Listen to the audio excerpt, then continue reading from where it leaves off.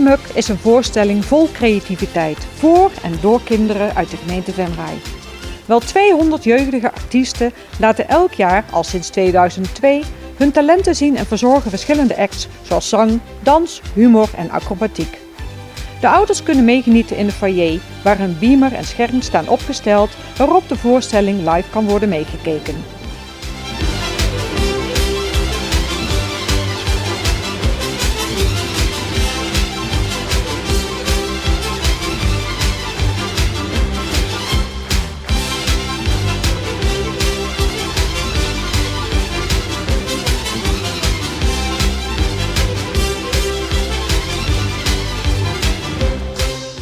En natuurlijk is er ook Tindermuk, voor het eerst gepresenteerd in 2006.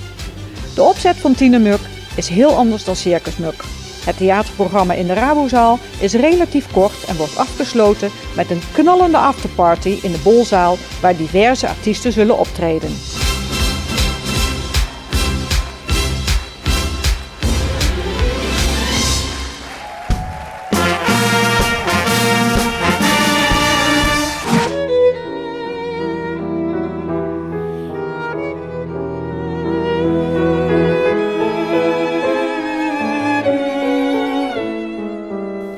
Op zondag 12 januari heeft Stichting Theehuis Concert het Osiris Trio uitgenodigd.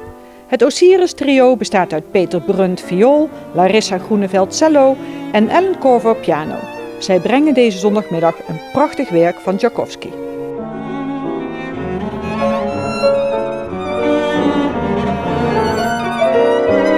Op zaterdag 26 januari viert carnavalsvereniging Het Dartele Veulen het 6x11-jarig jubileum. We gaan een grote tent hier op de plek zetten, dus waar we veel mensen in kwijt kunnen. En dan gaan we gewoon lekker feesten.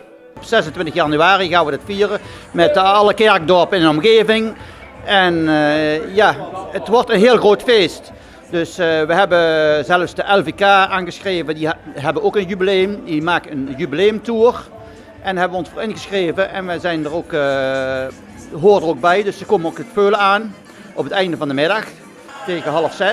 En dan gaan we een knalfeest van bouwen met diverse artiesten, waaronder natuurlijk Goed Zat, onze eigen artiest, Bjorn en Mieke als de hoofdact, Vrekkes Mooi, het Proefma komt er, Los komt er, Heitensoep uit Horst, dus dat komt er allemaal. Dus het wordt een fantastische dag met topartiesten.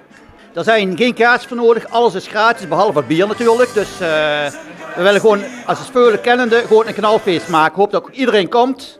Dus we gaan er flink tegenaan. Jubileumprins Nico de Nurste zal voorop gaan in de feesten.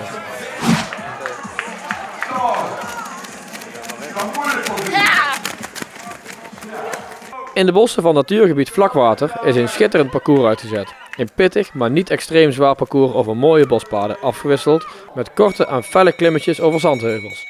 U kunt zich inschrijven tot en met 23 januari. Gestart wordt vanaf het clubgebouw van Jong Nederland aan de Kempweg. Ja, maar mensen gemotiveerd hè. Wij hebben ons op een fantastische manier in de markt gezet als nieuwe frietkot. Daar kunnen trouwens nog heel wat ondernemers in Rooi van leren. Dat wil ik zeggen, ja. Heel veel ondernemers in Rooi hebben nou niet bepaald goed nagedacht over hun slogan. Er zitten mee slogans tussen. Wat dacht u van Goemans Uitvaartzorg? Wij kijken uit naar opkomst. Sigarenhuis de Compaan. Hier zie je echt een sigaar. Bij reisbureau Visa Versa staat op de deur. Doet ons een plezier. Gut weg. Van Essen Optiek, opent je ogen. Ja. En dan de topper van Rooi. Joop Goossens riooltechniek. Your shit is my food. Al vanaf 1949 is Circus Muk niet meer weg te denken uit het seizoensprogramma van vasteloversvereniging De Pilaars. 5 avonden lang biedt Circus Muk podium aan lokaal en regionaal talent. Een avondvullende, gevarieerde show die het vasteloversgevoel zal aanwakkeren. Voor onze friet komt er van wiet. Ja. Nee, onze slogan is geworden friet, frikandel of shawarma rol. Voor de lekkerste snacks komt er een penske vol. Ja! Op zondagmiddag 12 januari komt muzikale duizendpoot Luc Lenders uit Meerlo een creatief volksmuziekconcert geven in het Helder in Overloon. Een vrolijke middag met prachtige volksmuziek uit alle windstreken en gespeeld op allerlei muziekinstrumenten. De leden van de commissie Prinsenproclamatie organiseren jaarlijks een van de hoogtepunten van de Vastelavond in Rooi. De commissie Prinsenproclamatie biedt deze avond een goed verzorgd programma, zodat in stijl afscheid genomen kan worden van de regerende prins en zijn adjudanten. De uiteindelijke climax van de avond is uiteraard de presentatie van de aantredende prins en adjudanten. De schrijfwedstrijd Raadselig Roos, bestaande uit 2 categorieën, poëzie en proza, werd op 1 oktober gesloten. In de daaropvolgende periode hebben 3 juries de inzendingen vakkundig beoordeeld. Op zondag 19 januari zullen de winnaars bekend worden gemaakt.